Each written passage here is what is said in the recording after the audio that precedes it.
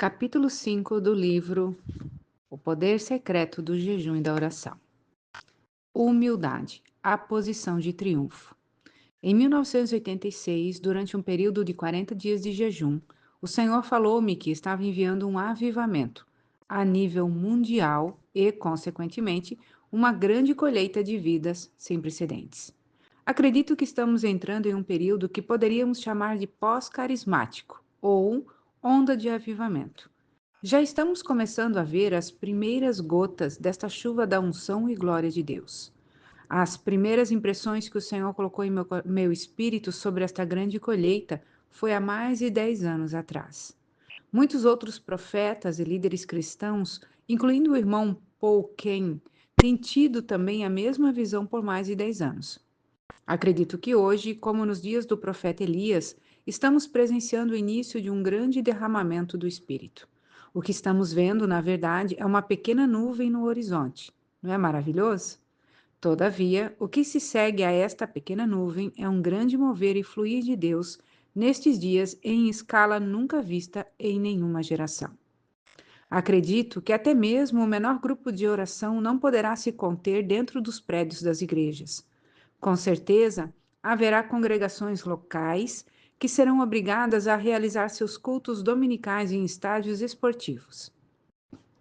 Existirá também tantos reavivamentos em nossas cidades que mesmo o mais secular dos programas de rádio ou televisão estarão reportando o mover de Deus em sua igreja. Permita-me por um momento me deleitar em um sonho. 15 pessoas que nasceram cegas estão agora vendo. Depois de participarem da reunião de culto pela manhã na igreja de Dallas, que se reúne no estádio local. 25 pessoas que têm levado suas vidas confinadas em cadeiras de rodas por motivo de várias enfermidades, começaram a andar e até mesmo a pular diante de milhares de pessoas durante um culto de reavivamento em Mobile, Alabama, nesta tarde. Policiais estão discutindo a melhor maneira de dispor das centenas de cadeiras de rodas, muletas e dispositivos ortopédicos deixados para trás depois de todos os cultos acontecidos na cidade. Eu almejo o dia em que os programas de rádio e televisão estarão cheios de noticiários acerca dos tremendos milagres realizados pelo Senhor Jesus antes de sua vinda. No entanto, queridos, a igreja só será capaz de operar na plenitude do Espírito Santo quando seus membros viverem na plenitude de Deus em suas vidas. Como obter graça? Nos humilhando. Provérbios 3:34 diz que Deus dá a sua graça aos humildes. Jesus, o nosso maior modelo de ministério, discipulado e liderança, nos mostrou o caminho. Veja o que o apóstolo Paulo disse aos Filipenses: Tende em vós o mesmo sentimento que houve também em Cristo Jesus, pois, subsistindo em forma de Deus, não julgou como usurpação o ser igual a Deus. Antes, a si mesmo se esvaziou, assumindo a forma de servo, tornando-se em semelhança de homem, e reconhecido em figura humana, a si mesmo se humilhou, tornando-se obediente até a morte e morte de cruz. Pelo que também Deus o exaltou soberanamente e lhe deu o nome que está acima de todo nome. Filipenses capítulo 2, versos 5 ao 9. Existe muita confusão acerca destas palavras, humildade e humilhação. Elas carregam em si mesmas uma imagem de aparência e atitude exterior que às vezes nem sempre corresponde com a realidade interior. Em outras palavras, este genuíno aspecto interior pode ser confundido com aquela aparência exterior que camufla o orgulho e a autoconfiança. Portanto, algumas ações consideradas frutos de um coração humilde podem estar escondendo uma grande vaidade em nossa obra e ministério. Por isso, precisamos tomar o caminho que a Bíblia nos propõe para a verdadeira humilhação diante de Deus. Sempre quando alguém me procura dizendo, irmão Mahesh, ore por mim para que eu me torne humilde diante de Deus e persevere em meu viver diário desta forma, eu geralmente compartilho com eles acerca da vida de Davi e os Salmos. No contexto em que orava por aqueles que eram seus inimigos, Davi escreveu: Eu humilho a minha alma com jejum e oração. Salmo 35:13. A palavra hebraica traduzida para minha alma é nefesh. a qual pode ser literalmente traduzida como o meu ser que respira. A maioria das versões bíblicas traduz esta palavra como alma. Em Salmo 69, um clássico salmo sobre o Messias, Davi escreveu profeticamente: Não sejam envergonhados por minha causa os que esperam em ti, ó Senhor, Deus dos exércitos. Nem por minha causa sofram vexames os que te buscam, ó Deus de Israel. Pois tenho suportado afrontas por amor de ti, e o rosto se me encobre de vexame. Tornei-me estranho a meus irmãos e desconhecido aos filhos de minha mãe, pois o zelo da tua casa me consumiu, e as injúrias dos que te ultrajam caem sobre mim. Chorei em jejum, chorei, em jejum está a minha alma, e isso mesmo se me tornou em afrontas. Salmo 69, do 6 ao 10. O caminho bíblico para nos humilharmos diante de Deus é através do jejum. Ora, precisamos disciplinar as nossas almas, e a maneira mais efetiva de fazê-lo é através do jejum. Quando nos humilhamos diante de Deus, recebemos mais de sua graça e de seu poder. O apóstolo Pedro escreveu: Rogo igualmente aos jovens, sede submisso aos que são mais velhos, outros sim, no trato de uns com os outros, cingivos todos de humildade, porque Deus resiste aos soberbos, contudo aos humildes concede a sua graça. Humilhai-vos, portanto, sob a poderosa mão de Deus, para que ele, em tempo oportuno, vos exalte. 1 Pedro 5, versos 5 e 6. Se formos capazes de viver nessa atmosfera de genuína humilhação, Deus, a seu tempo, nos exaltará. O problema nos Estados Unidos e em vários países ocidentais é que nosso estilo de vida diária, sempre voltado para a cultura do prazer, produz as pessoas mais impacientes do mundo. Nós temos sido, através das décadas, cuidadosamente ensinados pelo marketing a esperar a gratificação instantânea. Você não acredita no que digo? Então, com um cronômetro, sente-se diante de sua televisão por apenas uma noite. Você rapidamente descobrirá que, em quase todas as situações que se desenrolam nos programas televisivos, o personagem principal é capaz de resolver seus problemas em um passe de mágica. E quase todos os problemas surgem porque eles não podem alcançar o que querem da maneira e na rapidez que desejam. Muitas das propagandas que são despejadas em nossas casas todos os dias têm como objetivo convencer a nós e a nossos filhos da necessidade de sermos donos de nossos próprios narizes e das vantagens de sermos sempre o número um.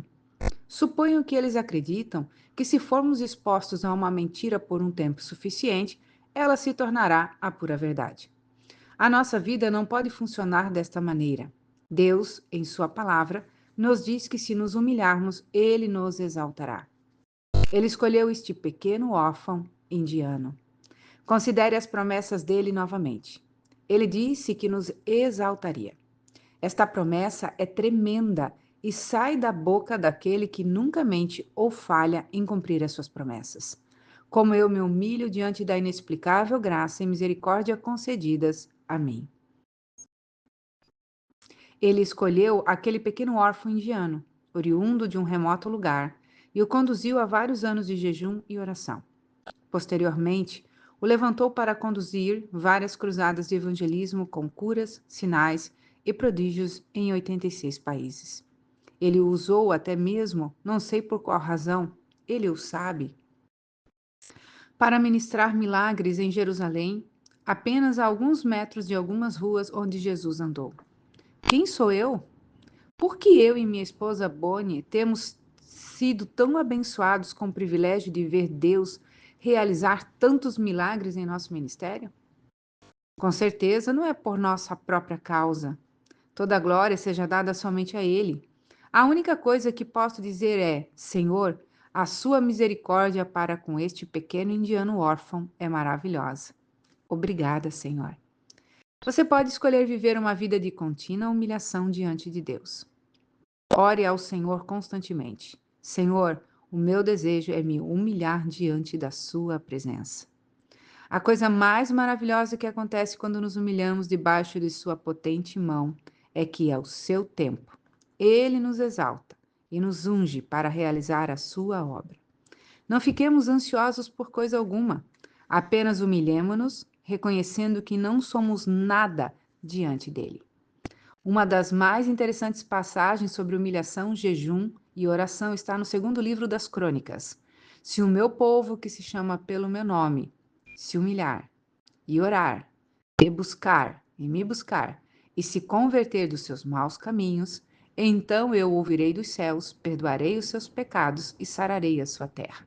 Segunda Crônica 7,14. Quando a Bíblia fala de se humilhar, ele não está falando de uma atitude exterior, como, por exemplo, andar maltrapilho e dizer, eu sou muito humilde. A palavra está se referindo à maneira bíblica de se humilhar através do jejum descrito por Davi em Salmos. Deus deseja que nos humilhemos individualmente e corporativamente. Ele também quer que oremos e busquemos a sua face e nos arrependamos de nossos maus caminhos. Se realizarmos estas coisas, a sua promessa é que ele nos ouvirá, perdoará nossos pecados e sarará a nossa terra. Quando estamos harmonizados com o coração de Deus, o próprio Senhor nos alertará e nos preparará antes que o inimigo nos venha atacar. Leia cuidadosamente nas Escrituras o triunfo do rei Josafá e de Judá contra os seus inimigos. Então Josafá pôs a buscar ao Senhor e apregoou o jejum em todo Judá. Judá se congregou para pedir socorro ao Senhor. Também de todas as cidades de Judá veio gente para buscar ao Senhor. Pôs-se Josafá em pé na congregação de Judá de Jerusalém, na casa do Senhor diante do pátio novo, e disse: Ah, Senhor Deus de nossos pais, porventura não és tu Deus nos céus? Não és tu que dominas sobre os reinos dos povos? Na tua mão está a força e o poder, e não há quem te possa resistir. Porventura, nosso Deus, não lançaste fora os moradores desta terra de diante do teu povo Israel, e não a deste para sempre a posteridade de Abraão, teu amigo? Agora, pois, eis que os filhos de Amon e de Moabe e os de Monte Seir, cujas terras não permitisse a Israel invadir, quando vinha da terra do Egito, mas deles se desviaram e não os destruíram. Eis que nos dão o pago, vindo para lançar-nos fora da tua possessão que nos deste em herança. Ah, nosso Deus, acaso não executarás tu o teu julgamento contra eles? Porque em nós não há força para resistirmos a essa grande multidão que vem contra nós, e não sabemos o que fazer, porém os nossos olhos estão postos em ti. Todo Judá estava em pé diante do Senhor, como também as suas crianças, as suas mulheres e os seus filhos. Então veio o Espírito do Senhor no meio da congregação sobre Jaaziel, filho de Zacarias, filho de Benaia, filho de Jeiel, filho de Matanias, levita dos filhos de Asaf. E disse: Dai ouvidos todo Judá, e vós, moradores de Jerusalém, e tu, ó rei Josafá, ao que vos diz o Senhor. Não temais, nem vos assusteis por causa desta grande multidão, pois a peleja não é vossa, mas de Deus. Neste encontro não tereis que pelejar. Tomais posição, ficai parados e vede o salvamento que o Senhor vos dará, ó Judá e Jerusalém. Não temais nem vos assusteis. Amanhã saí-lhes ao encontro, porque o Senhor é convosco. Então Josafá se prostrou com o rosto em terra, e todo o Judá e os moradores de Jerusalém também se prostraram perante o Senhor e o adoraram. Dispuseram os levitas, dos filhos dos coatitas e dos coreitas, para louvarem ao Senhor Deus de Israel em voz alta, sobremaneira. Pela manhã cedo, se levantaram e saíram ao deserto de Tecoa. Ao saírem eles, pôs-se Josafá em pé e disse: Ouve-me, ó Judá, e vós, moradores de Jerusalém. Crede no Senhor vosso Deus e estareis seguros. Crede nos seus profetas e prosperarás. Aconselhou-se com o povo e ordenou cantores para o Senhor, que, vestidos de ornamentos sagrados e marchando à frente do exército, louvassem ao Senhor, dizendo: Rendei graças ao Senhor, porque a sua misericórdia dura para sempre. Tendo eles começado a cantar e a dar louvores, pôs o Senhor emboscadas contra os filhos de Amon e de Moabe, e os do monte Seir que vieram contra Judá e foram desbaratados. Porque os filhos de Amon e de Moabe se levantaram contra os moradores do monte Seir, para os destruir e exterminar. E, tendo eles dado cabo dos moradores de Seir, ajudaram uns aos outros a destruir-se. Tendo Judá chegado ao alto que olha para o deserto, procurou ver a multidão, e eis que eram corpos mortos, que jaziam em terra, sem nenhum sobrevivente. Vieram Josafá e o seu povo para saquear os despojos, e acharam entre os cadáveres riquezas em abundância e objetos preciosos.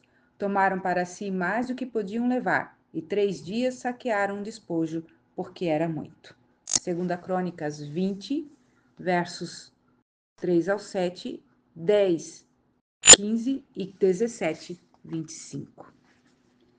Posicionem-se.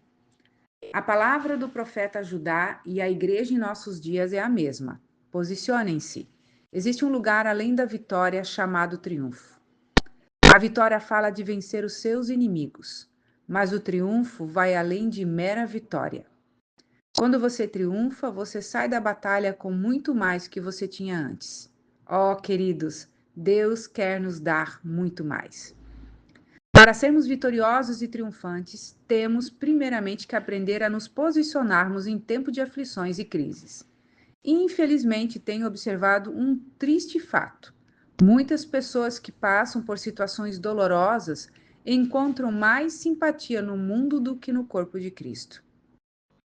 Acredito que isto se deve ao fato de muitos de nós termos sido treinados para agir como negociantes, do tipo que sempre está à procura de uma boa barganha, ou como tubarões, que sempre atacam os outros quando estão feridos, sangrando e se debatendo nas águas da adversidade. Os membros do corpo de Cristo parecem mais determinados a atacarem e cortarem seus membros feridos do que a caminharem lado a lado, suportando, curando e corrigindo. O Senhor não tolera esse tipo de atitude em sua noiva. Fomos chamados para estar suportando uns aos outros em amor, pois estamos unidos em um só corpo, Cristo. Se um é afetado, todos são afetados juntamente. Desta maneira, não podemos nos vangloriar de nada, mas somente contemplar a face do Senhor continuamente e depender dele. O lugar secreto do triunfo.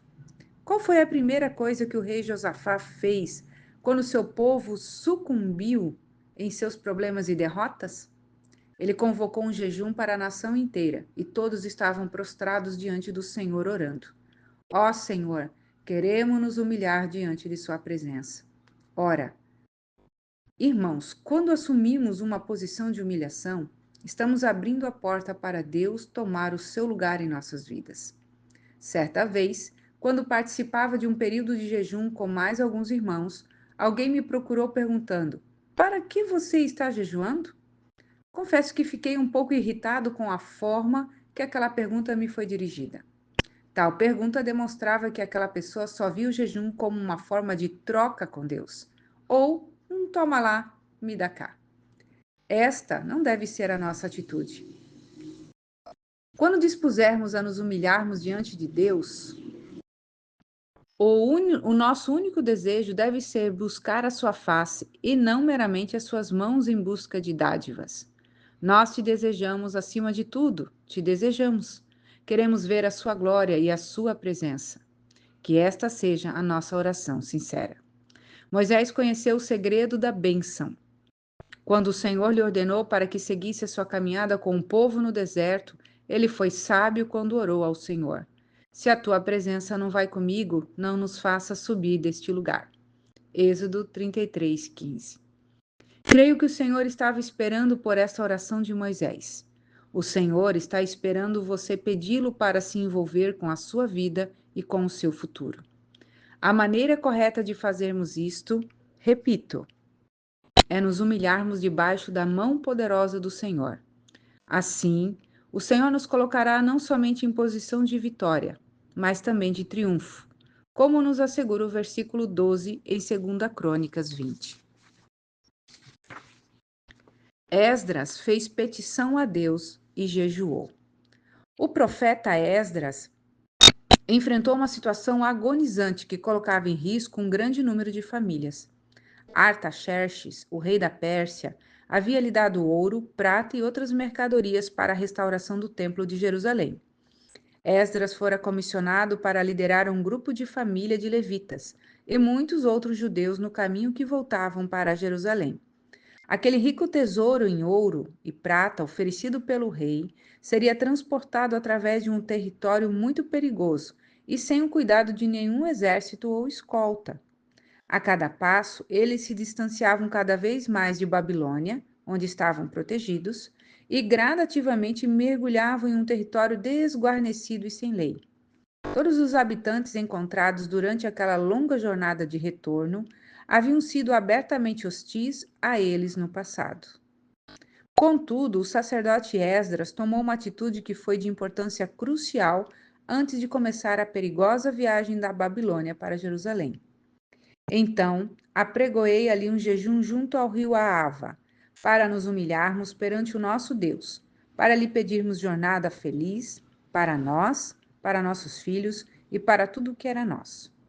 Porque tive vergonha de pedir ao rei exército e cavaleiros para nos defender do inimigo no caminho, porquanto já lhe havíamos dito: a boa mão do nosso Deus é sobre todos os que o buscam, para o bem deles, mas a sua força e a sua ira contra todos os que o abandonam. Esdras 8, 21, 22.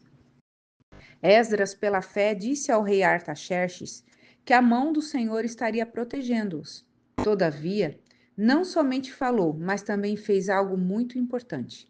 Convocou o povo para o jejum e oração. A exemplo deste homem de Deus, não podemos apenas falar, mas precisamos nos lançar diante dele em humilhação, jejum, intercessão e submissão à sua vontade. Como Igreja do Senhor Jesus, fomos chamados para fazer isto. Precisamos nos tornar oração e intercessão viva diante do Senhor. E assim seremos ousados como Esdras o foi, e diremos: a mão do Senhor será sobre nós. Nós, pois, jejuamos e pedimos isto ao nosso Deus, e ele nos atendeu. Esdras 8, 23. Siga o caminho do arrependimento e do triunfo. Todos nós temos hábitos e padrões de pensamentos que precisam ser tratados. Todos possuímos fraquezas e pecados que tendem a nos derrotar e fazer com que situações difíceis se tornem ainda piores. Muitos de nós lutam contra a depressão, outros constantemente são fragilizados com seus temperamentos difíceis. Quase todo pai com quem tenho conversado admite que muitas vezes tem ficado nervoso e tem até cometido a injustiça com seus filhos. Depois se corrói em remorso. Precisamos declarar, como o rei Josafá em 2 Crônicas, que somos incapazes e carentes de sua graça. Esse tipo de oração nos leva à purificação. Precisamos também orar constantemente: Senhor, sonda-me, lança sua luz nas trevas da minha vida, para que a todo momento eu possa desfrutar de íntima comunhão contigo. Aqui nós encerramos o capítulo 5. Deus as abençoe. Embaixadores da Libertação. Parte da comissão que o Senhor nos deu como embaixadores do Evangelho da Reconciliação é graça e unção de expulsar demônios em nome de Jesus. Como embaixadores do Rei, seja onde for que estejamos, esta responsabilidade estará conosco. A palavra de Deus diz: o mau mensageiro se precipita no mal, mas o embaixador fiel é saúde. Provérbios 13, 17. Sinto que o corpo de Cristo está se movendo para um novo nível de autoridade corporativa para expulsar demônios de indivíduos, de vizinhanças, casas e até mesmo de comunidades inteiras. Não podemos ignorar os espíritos malignos, são uma realidade, e o objetivo deles é atormentar a humanidade. A nossa comissão, por outro lado, é tomar a nossa cruz diariamente e seguir a Jesus. Aleluia! Ele veio para quebrar todo e qualquer jugo. Muitas formas de opressões demoníacas e influências malignas não suportarão a palavra de comando liberada por um homem ou uma mulher cheia do Espírito. Todavia, conforme as palavras de nosso Senhor, existem castas que não serão expelidas até que você combine a oração com o jejum e esteja se movendo no poder do Espírito. Esta extrema resistência à autoridade espiritual é comumente vista em casos crônicos de alcoolismo, vícios em drogas, homossexualidade, magia negra, movimento com ocultismo, espírito de suicídio, depressão e rebelião. Eu tenho visto frequentemente esses tipos de fortalezas malignas associadas com maldição de miséria. Quando o indivíduo ou família está submetida a algum tipo de influência demoníaca, ela é também geralmente açoitada com graves problemas financeiros. Tais problemas financeiros geralmente são ocasionados com acidentes de carros, desemprego, assaltos ou qualquer outro tipo de calamidade. Muitos cristãos sentem-se quase desamparados e indefesos. Uma outra área que sempre oferece resistência às orações normais dos cristãos é a área concernente às enfermidades. Algumas doenças, tais como câncer, AIDS e a febre hemorrágica, ebola e quase todas as formas de doença mental, carregam em si mesmas um peso de temor e invencibilidade que quase todos os cristãos sentem-se desamparados no esforço de vencê-las através da oração. Entendo muito bem os seus sentimentos e frustrações. No entanto, vemos através das Escrituras Sagradas que estas doenças, por mais mortais que sejam, devem se dobrar diante da autoridade do Rei dos Reis. Eu me recordo de um caso, há vários anos atrás, em uma cidade chamada Milwaukee, quando um senhor de origem hispana trouxe-me a sua criança que sofria um ataque epilético a cada 2 ou 3 minutos. Era um caso bem parecido com o daquele menino lunático relatado nos evangelhos. Quando me deparei com aquele menino pela primeira vez durante a reunião, a minha impressão era que ele tentava nos perturbar, mas na verdade estava sofrendo ataques sequenciais. Quando aquele pai trouxe o seu filho à frente para receber a oração, percebi que estava tratando com uma das situações impossíveis que só o Senhor, com sua infinita graça, poderia resolver. Quando orei por aquele garoto, a minha dependência estava mais do que nunca totalmente no Senhor. Eu tinha passado vários dias de jejum e oração. E quando repreendi aquele demônio na autoridade do nome de Jesus, um mau cheiro insuportável encheu todo o ambiente daquele salão. Quando aquele espírito maligno deixou aquele pobre garoto, todos sentiram um terrível odor do enxofre e ovos podres. Mas glória a Deus, o liberto. Posteriormente, chegou ao nosso conhecimento que aquele menino, desde o dia do seu nascimento, sofria constantes ataques epiléticos. Não sei como ele conseguira manter a sua integridade física e como seu cérebro não fora totalmente danificado pelos consecutivos e violentos ataques. Apesar disso, podemos ver depois de sua total libertação, como Deus o havia protegido até o dia que aquele demônio finalmente foi banido da sua vida. Em meio a tanta fraqueza, Deus ressuscitou um morto. Deus explodiu a sua unção para cruzadas de massa em minha vida em 1985, exatamente em um dos momentos mais trevosos e difíceis de minha vida familiar. Quando estava grávida de nosso filho, Aaron, Bonnie teve complicações que colocaram tanto ela como a criança em risco de vida. Ela ficou confinada na cama por 3 longos meses até Aaron nascer prematuramente. Tudo o que poderia acontecer de errado aconteceu. Dia após dia, nós batalhamos pela pequena vida que se encontrava no útero fragilizado de Bonnie. Em meio àquela intensa ansiedade e angústia, o Senhor nos trouxe uma palavra inusitada. Sorria, dê gargalhadas.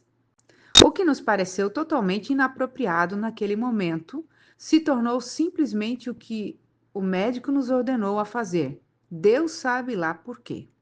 Um amigo então nos emprestou algumas fitas do comediante Bill Cosby e começamos a ouvir as suas piadas extravagantes todos os dias e ríamos até sentirmos dores. Deus estava certo. Aquelas horas passadas em meio a risadas nos fizeram sentir como se estivéssemos tomando fôlego após estarmos submergidos em água por um longo tempo. Bom, o final e a moral dessa história é que o nosso Deus é fiel. Aaron nasceu incrivelmente com 25 semanas e pesando apenas 1,5 kg. Com complicações pós-parto, foi imediatamente submetido a tratamentos intensivos e melindrosas cirurgias. Hoje, pela graça de Deus, é um jovem saudável e forte. Logo após o nascimento de Aaron, em meio a toda aquela luta entre a vida e a morte devido a doenças e complicações de seu nascimento, fiz uma viagem para Zâmbia e Zaire, África, para ministrar cruzadas de curas e treinamento de liderança com o irmão Derek Prince e uma equipe apostólica. Primeiramente, estivemos juntos no noroeste da Zâmbia, com a finalidade de ministrar treinamento para cerca de 2.300 jovens pastores e evangelistas. De repente, o Espírito de Deus agiu tão poderosamente na vida do irmão Derek que ele começou a chorar. Ele falava sobre o trabalho apostólico e a importância de disciplinar as pessoas na palavra.